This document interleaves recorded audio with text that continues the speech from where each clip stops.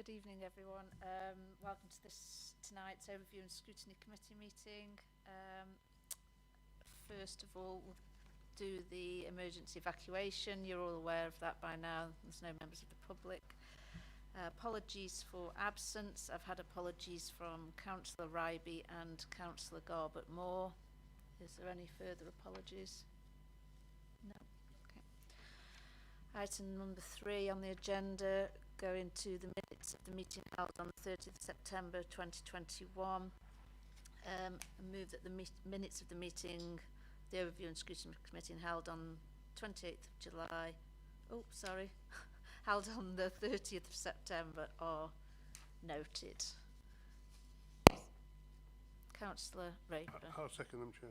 Thank you. Item number 4, any urgent business? I've not received. Can I just check, Chair, that that's carried the approval of the minutes by general affirmation? Sorry, yeah.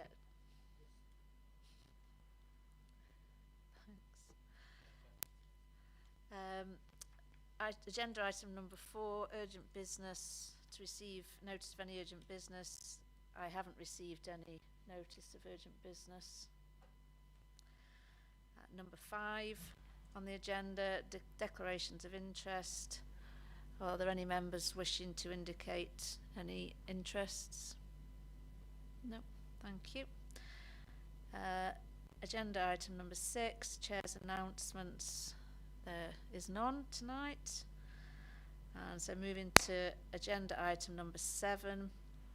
It's the first internal audit and counter fraud progress reports of 21-22, and I believe, is that over to Connor? That's right, Chair. Thank you.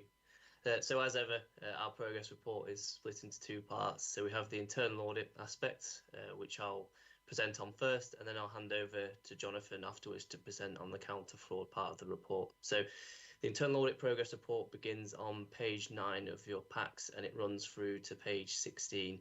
So what it does is it represents our quarterly update on work programme delivery, and it also identifies any emerging issues which we feel need to be brought to the committee's attention, and there are none in this particular instance. So members of this committee will recall that we introduced Verito's new flexible approach to work programme development and delivery at the July meeting, where we presented the 21-22 plan. So this is the first progress report, not only for the year, but also the first report that reflects the new flexible delivery approach. The layout and the content of the report, while largely the same as previous years, is slightly different, and I'll aim to take you through some of the headlines from the appendices, which provide the bulk of the information for your consumption. So Appendix A, it shows the status of internal audit work in progress. So we currently have 3 audits in progress at this point in time. That's records management, everyone active, and an audit of income collection and debtor management. And all these audits are currently in the fieldwork stage. There's also a further 4 audits which are at various stages in the planning process, 2 of which we expect to commence in the next 2 to 3 weeks. Now, just for members' attention really here, there's in a slight change to what's been reported in Appendix A and B.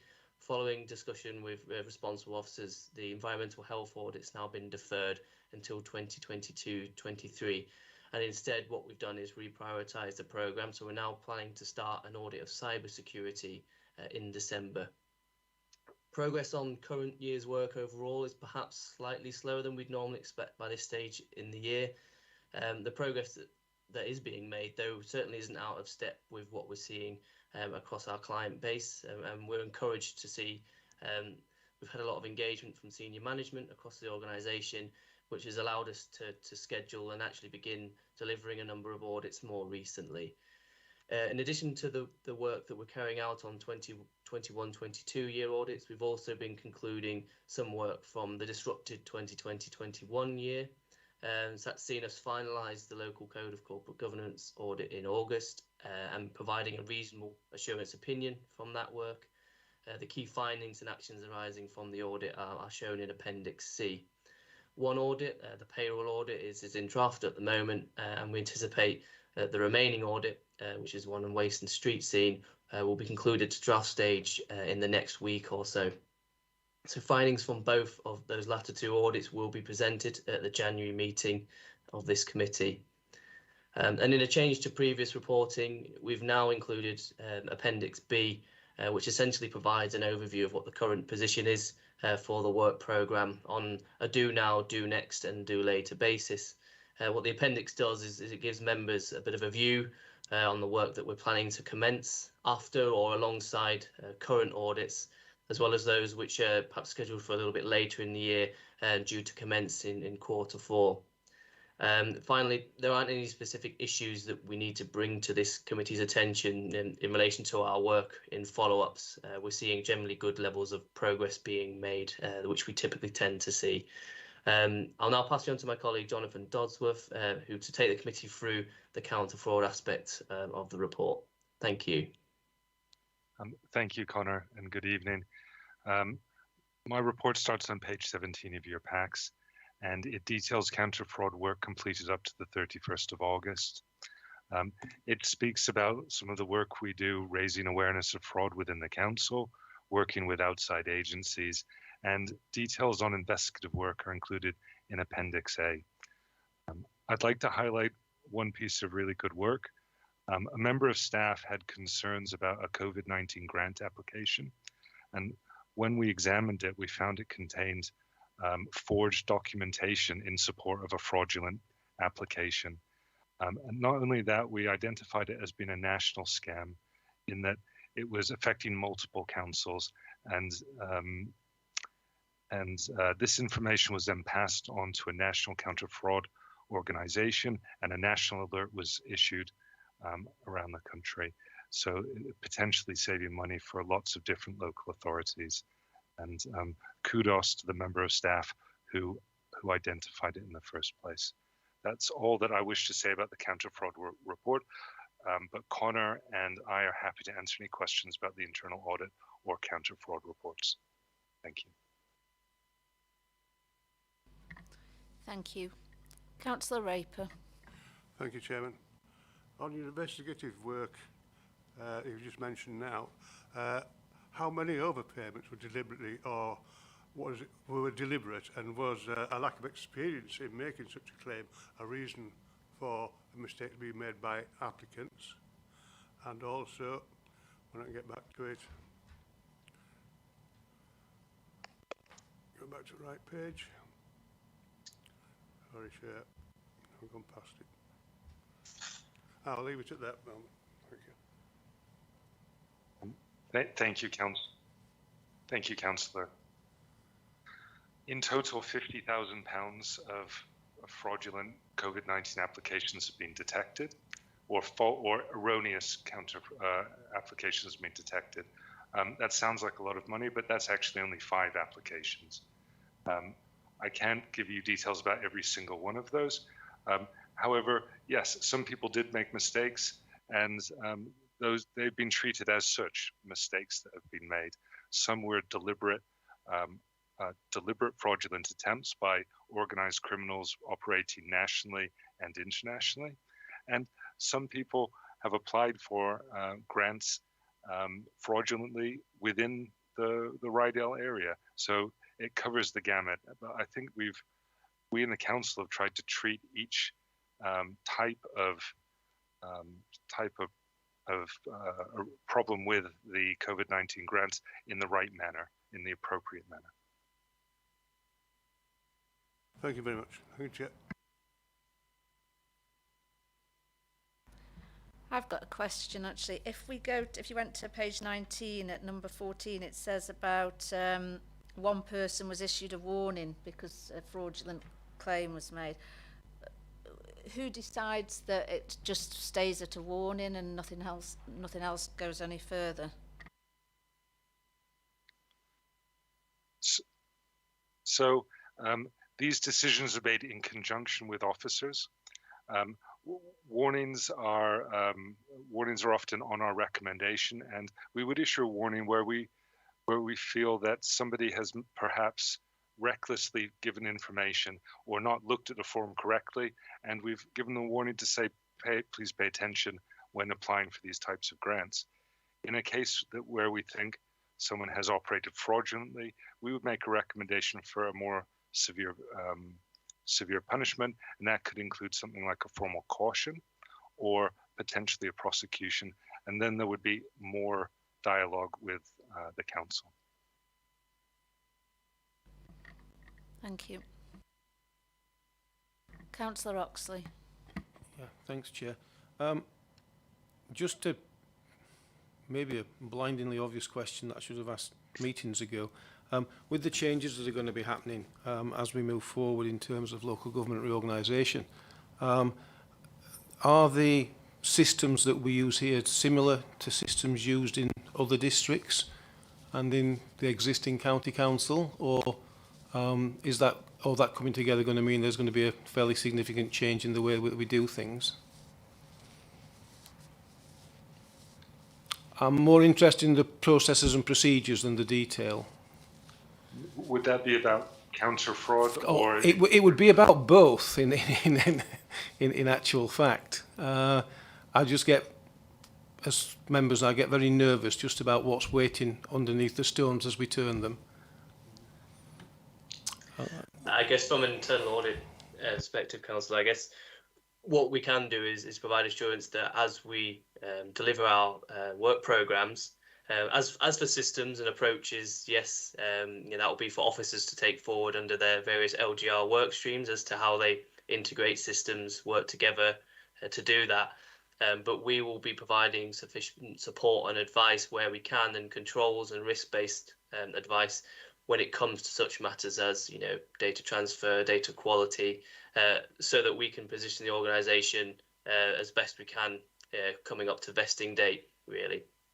So I think as to the details as to systems that exist and how they vary and how they're going to be, I guess, taken forward is more something that officers are dealing with operationally. But that's not to say that we won't have any role. In fact, it's right that we should have a role in terms of providing support and advice and where it's needed.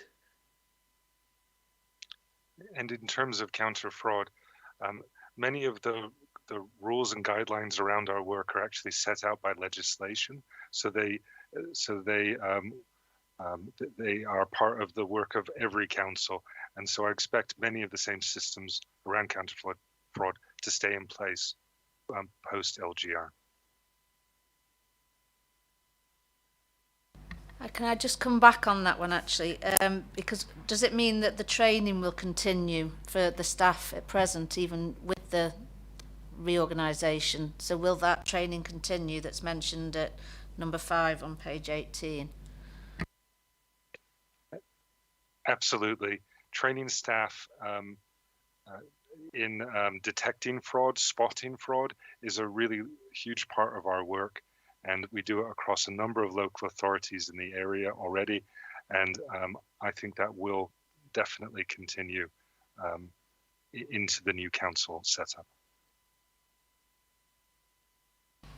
Thank you. Councillor Wass. Thank you, Chair. Thanks for your work, gents. It looks very positive from what I can see. Just while Jonathan's got his mic switched on, just on the back of what Councillor Oxley was saying about the reorganisation, who oversees the multi-agency work? Obviously, there's a lot of different bodies involved with that, but with different elements coming in from different levels, what is the controlling element that makes that actually function together, and how's that going to carry forward through the reorganisation? So, in terms of the National Fraud Initiative, this is an initiative that is long running, and it predates even my experience of working in fraud, and it's run by the Cabinet Office. Every local authority is mandated to provide data every 2 years to detect fraud, and so in some senses, LGR will simplify that process, and one council will provide data. Instead of a number of district councils and the county council. So in some sense, it might reduce fraud. I'd expect that to continue. In terms of gathering data, it might be challenging in the first few years to get data out of all the different systems, but it will not stop. It will certainly continue. I hope that answers the question, Councillor. That's great. Thank you very much. And just going to Connor, I do like the new system of new, next and later. It has clarity, well, definitely for me and probably for fellow councillors here. And I'm sure it does for you. But one word which actually stands out, it's a bit like satisfactory. It's a word that I'm quite always kind of lost on, and that is on page 12, where we're talking about the 2020-21 audits at the bottom there, local code of corporate governance, and the assurance level is reasonable. Can you just expand on what we mean by that term and what it's affecting? Absolutely, we certainly can. So, with respect to local code of corporate governance and the reasonable assurance opinion, I guess that specifically, yes, it always is seen as a grade, and it's got that kind of feel to it. I certainly wouldn't say that reasonable assurance is anything to be too concerned about from a controls perspective. We have in recent years changed our ratings from having 5, where we included a high assurance, down to 4, where it now begins at substantial. So in a roundabout way, a substantial equates to our previous high assurance, where we really aren't finding anything of note whatsoever. So there's been a bit of a coalescence of, I guess, the ratings, which has meant that there's a less sensitivity in how we change from a reasonable assurance to a substantial and even to a limited. With respect to the specific findings of that audit, you can still consider it a clean bill of health, in the sense of the code has been well translated into the local arrangements within the council. In terms of the greater detail of Appendix C, we do refer to the sub-principles. So essentially the code is arranged into 8 principles, and it has 91 sub-principles thereof. And the audit involved assessing each of those sub-principles. And I think we found, I think it was 11 sub-principles where we weren't able to provide the same level of assurance as we were on the other principles. But I think the overwhelming message should be that translation is pretty much there from what CIPRA is saying represents good governance and what the council has in place. But there are just a few areas that could be improved to just help us get that further assurance, really. Yeah, that seemed a bit more than just reasonable. I was quite pleased with that.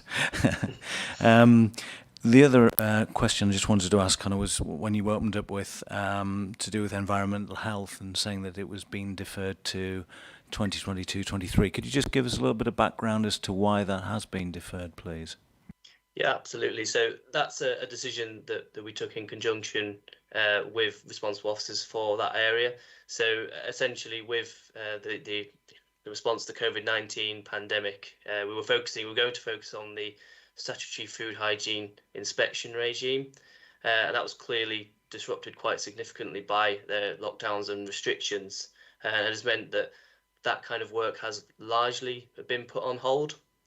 So there wouldn't be a a lot of data for us to go on in terms of understanding, where compliance requirements have been met or not. So the service has worked to develop a 2-year improvement plan or plan to get back on track with regards to health or food safety inspections.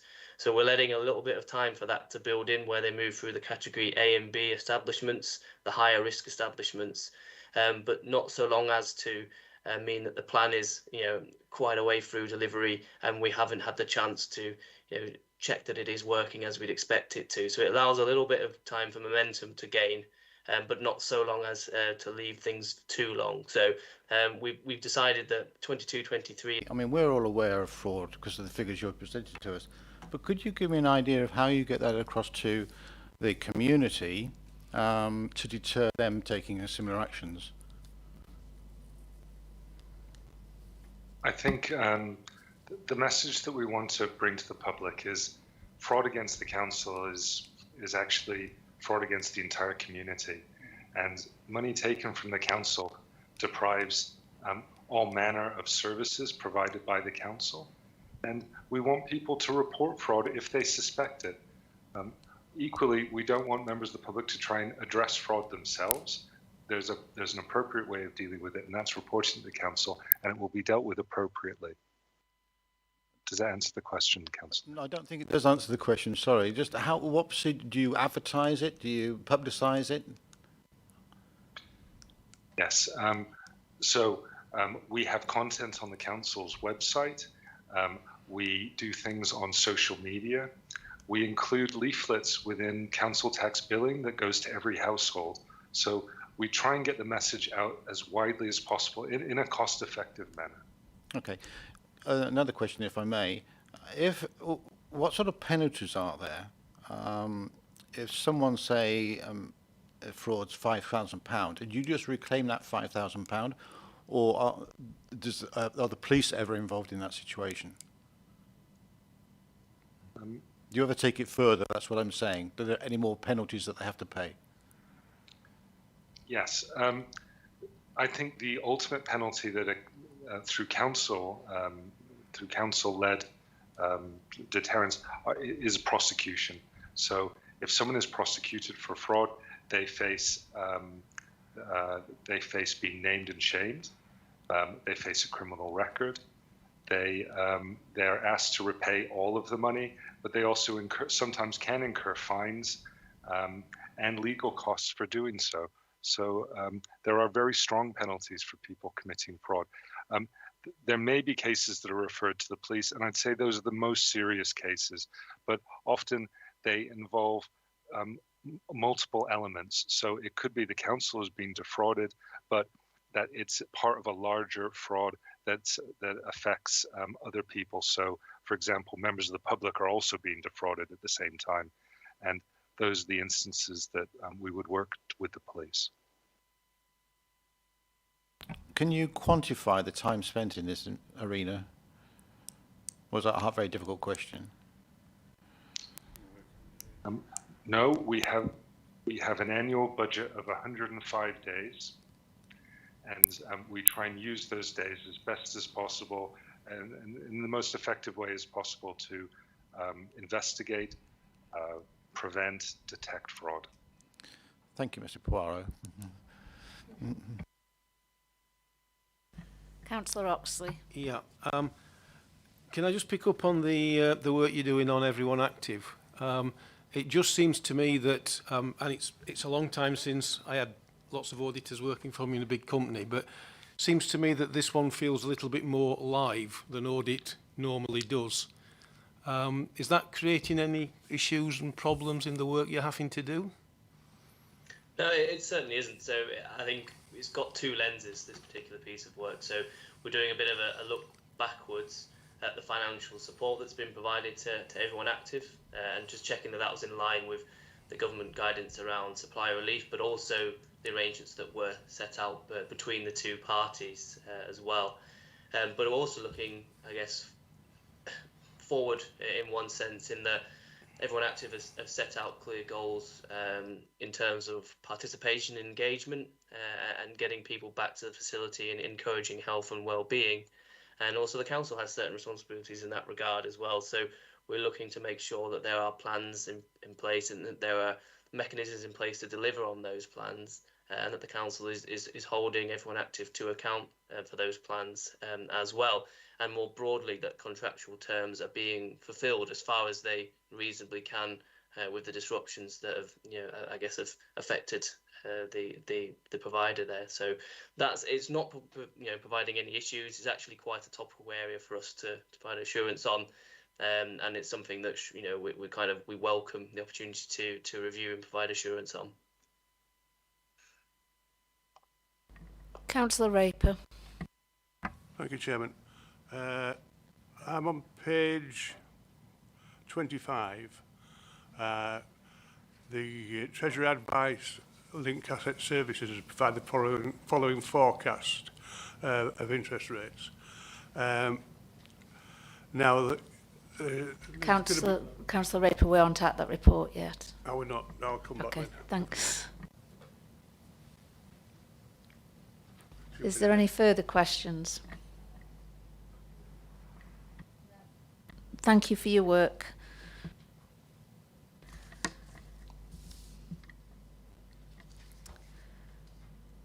recommended that the committee note the work undertaken by the internal audit and the counter fraud team in the year to date. Can we take that by general affirmation? Yep, general affirmation. That is recorded.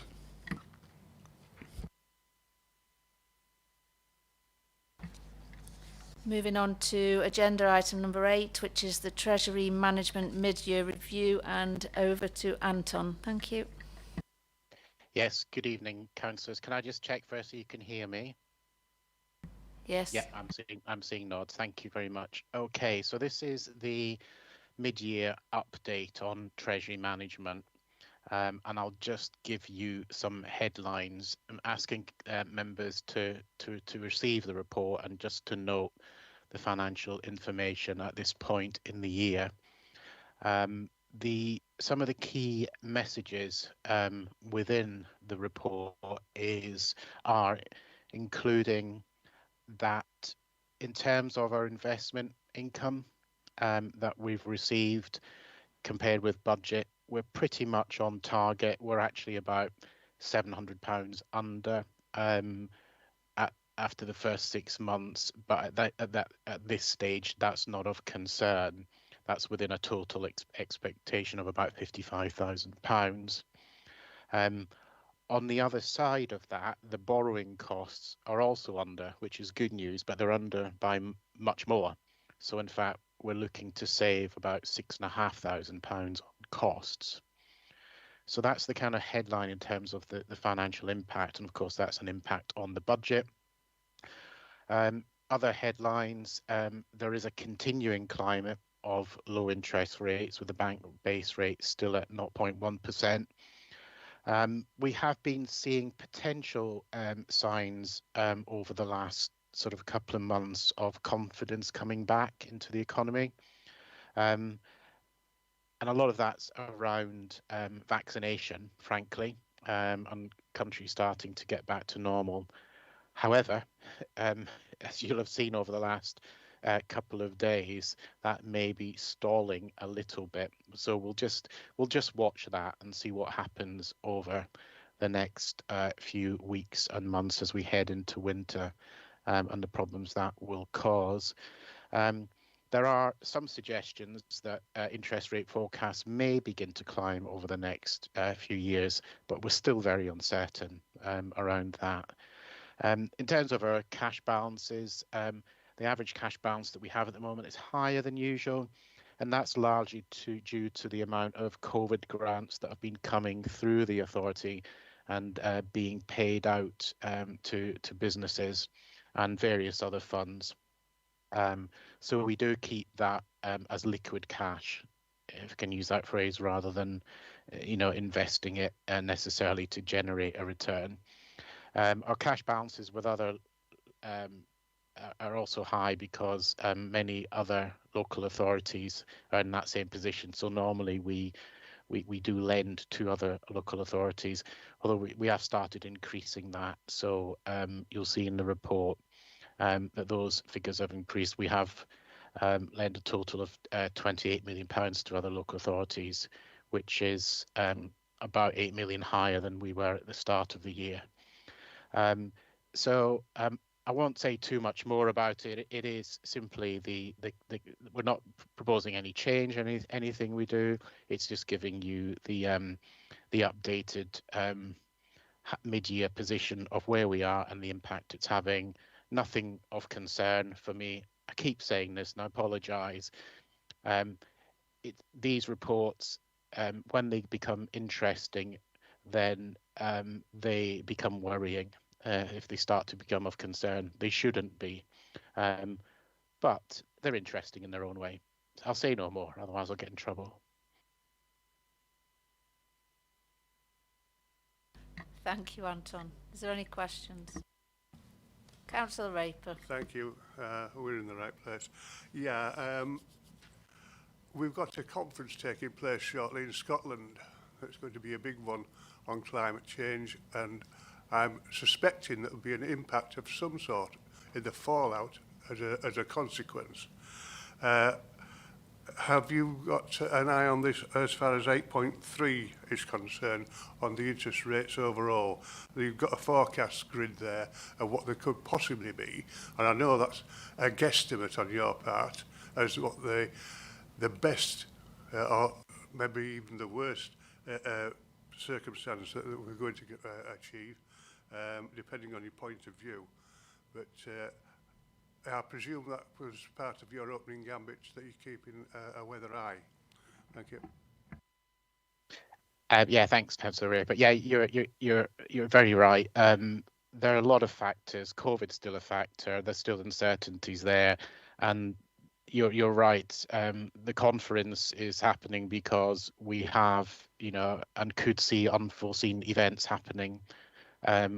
Whether they're unforeseen or they will happen, we don't know. But we could have a big weather event, I guess is what I'm saying, over winter, which could cause some issues. So the other issues we have issues, as everybody knows, I think, in the supply chain, as it's called, in terms of getting goods into the country and around the country and out of the country as well, for various reasons. So that impacts as well. So I'm not an expert. I'm not an economist, but our advisors do try and take account of as much as they can foresee and all of that, on all of those calculations. Councillor Wass. Hi, thanks Anton for your report. Just going to the COVID, are we owed any large lump sums from central government to come into us in terms of what we've paid out, but we haven't actually received yet? Thank you. No is the short answer. We've had at this stage we've had all the money that we're getting. That could change. That could change depending on what happens over the next few months. But we're not expecting anything more in this financial year. That does mean that we still got some money in the bank because we got some money up front. We got some money last year, which we've carried forward and we will spend. But that has helped our cash balances. Thank you. And just on your notes to do with lending to other councils, when LGR takes place, it might seem like a naive question, but what will happen to that money? Do we then take it back? Does it go back into the central pot, or is it just left where it is? All assets, including assets that we've loaned to others, will transfer to the new council. So it doesn't mean necessarily on the 31st of March that all of that money has to come back to the new council. And that's common with things that we're treating in terms of contracts, for example. So there shouldn't be any great sort of change on that day. I'd certainly hope not. We'll have enough to do. Thank you. Councillor Oxley. Anton, sorry, I think this is a duckable question. I was intrigued when I read point 9 of your report. Does the change in local government reorganisation impact on that section at all?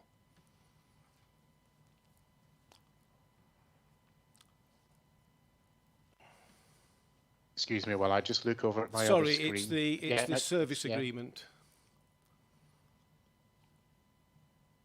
No, it doesn't. It doesn't. No, and in fact, I'm not sure if you're aware or not, but whether you like it or not, I think you've got me as your Section 151 officer now until the end.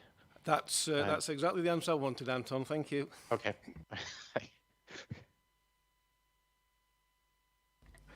Is there any other questions? No. Thank you for your... Oh, Councillor Wass. I was just going to say on the back of that unfortunately you're stuck with us as well, Anton. Thanks. I'll dock that one. Thank you for your work again, Anton. It's a very good report as usual. Thank you.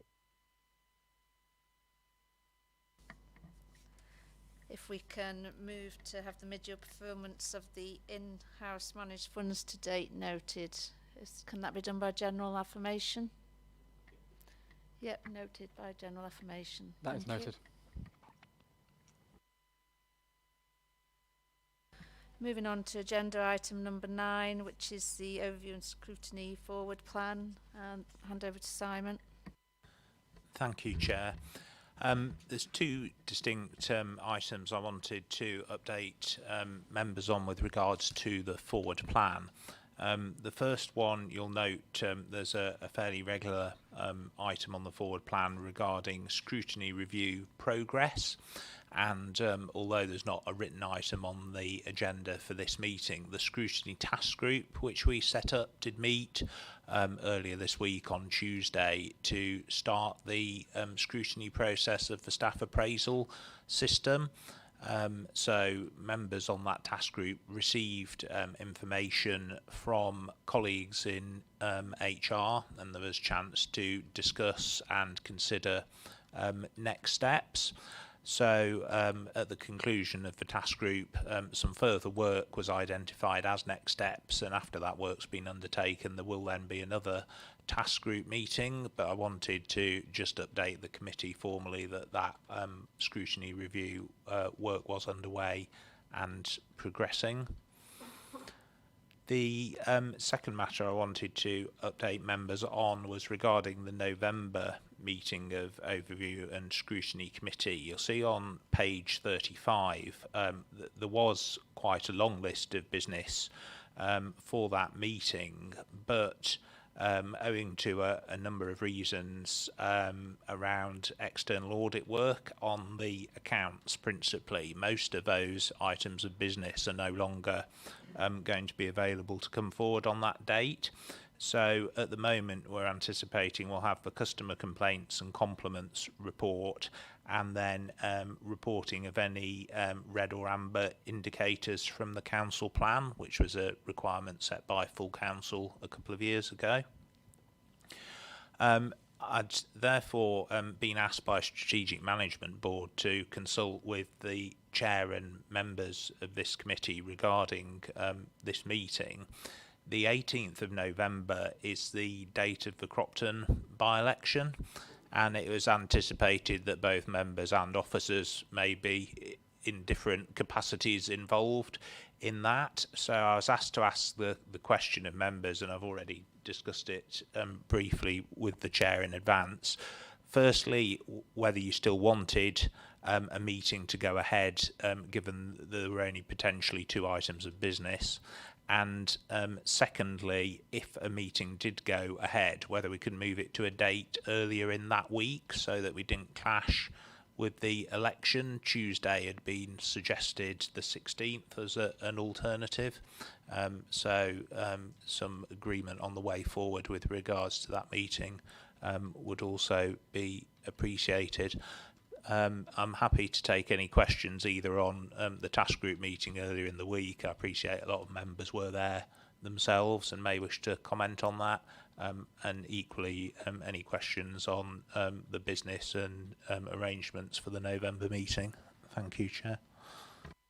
Thank you. I have already spoken my view with Simon about this, that I think we should still have a meeting. We're here to scrutinise decisions by the council, and I think leaving it till January, which would be the next meeting, is too long to do that, and other things might be coming up in the near future that we do need to look at, especially with the local government reorganisation. So that's my view on it, but I'm happy to take other people's.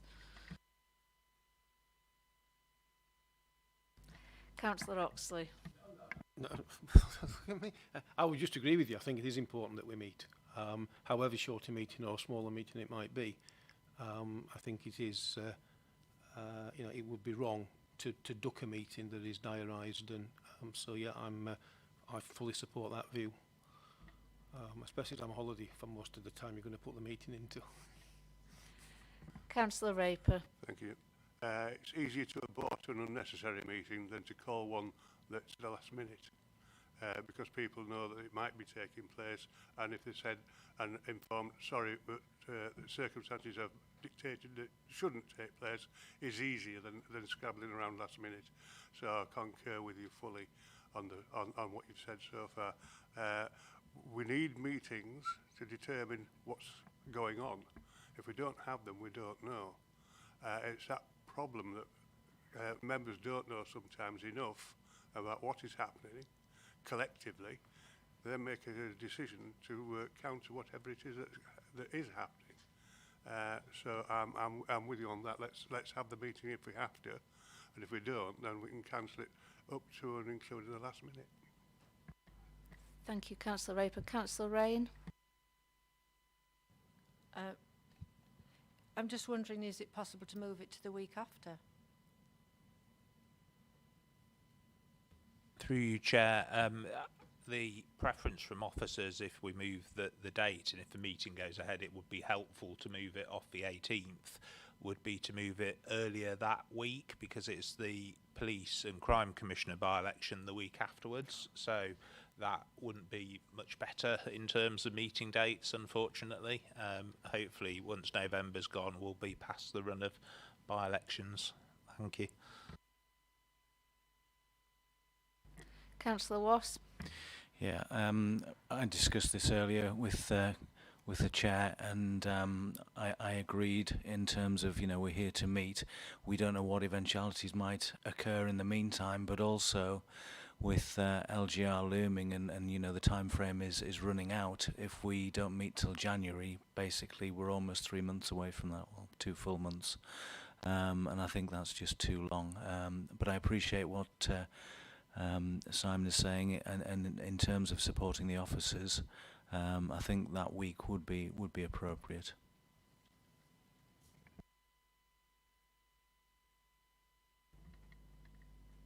Anybody else got anything? Jim? No.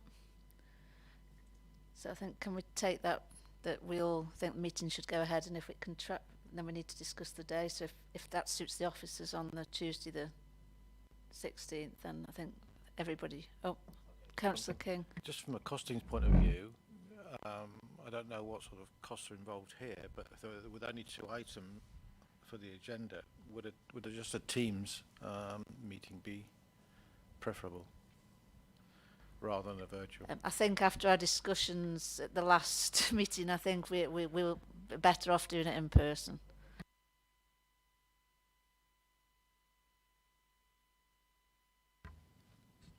If members are of the view that the 16th of November, which is the Tuesday of the same week, is a suitable day for the meeting, we'll put arrangements in place. We'll make sure members who aren't present tonight are notified tomorrow of a change of date, and we'll hold the meeting just 2 days earlier than originally planned. Thank you. Yeah, can that be taken by general affirmation, or would anybody like to vote? No, general affirmation, thanks. That's recorded. There's no other business that I consider to be urgent. Thank you for your attendance. Thank you to the officers for their reports, and good night. Thanks, everybody. Thank you, Connor. Please, could you stop the live stream?